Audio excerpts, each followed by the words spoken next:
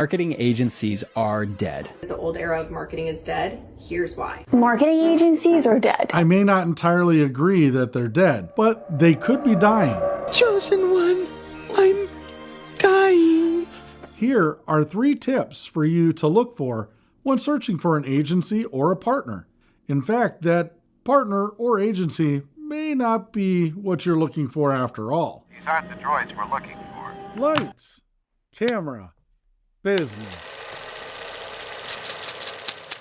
Marketing needs to be dynamic, specifically for marketing agencies. But let's not get ahead of ourselves. Check this out. Agencies have to think 3 to 6 months in advance for their clients, but brands need to be nimble and think within 3 to 6 hours to be effective. I mean, let's be honest, people's attention span is very, very little, and they could care less about what happened last week. They care about what happened just a few hours ago. And brands need to connect with audiences right now for what they're going through. So it needs to either be educational, it needs to be emotional, or it needs to be entertaining, but it has to be relevant to the timeline, not 6 months ago. Sean nailed it. I couldn't have said it better myself. Social media is ever changing. Trends come and go.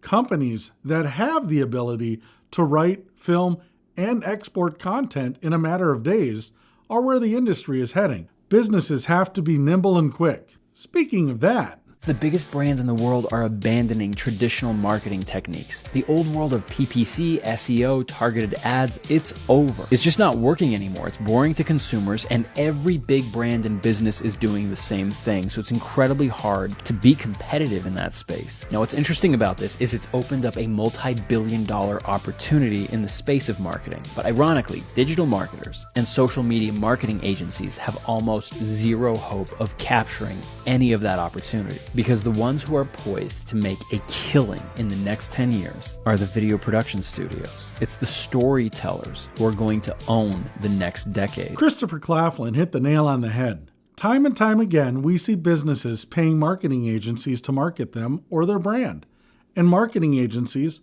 paying production companies to produce the content. This drives up the price and reduces the ROI for the client. This formula doesn't make a whole lot of sense for the business owners, and they're waking up to saving money, especially in today's economy. As promised, on to tip number 3.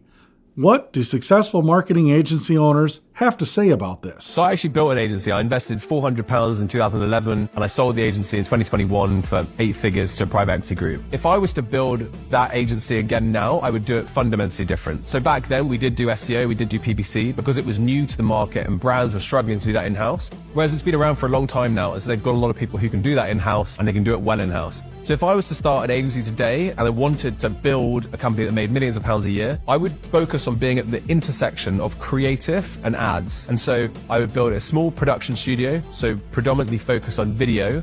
I would create videos of products, I would create videos of, predominantly for TikTok or Reels or whatever. And I would make that video focused on showing the product in situ.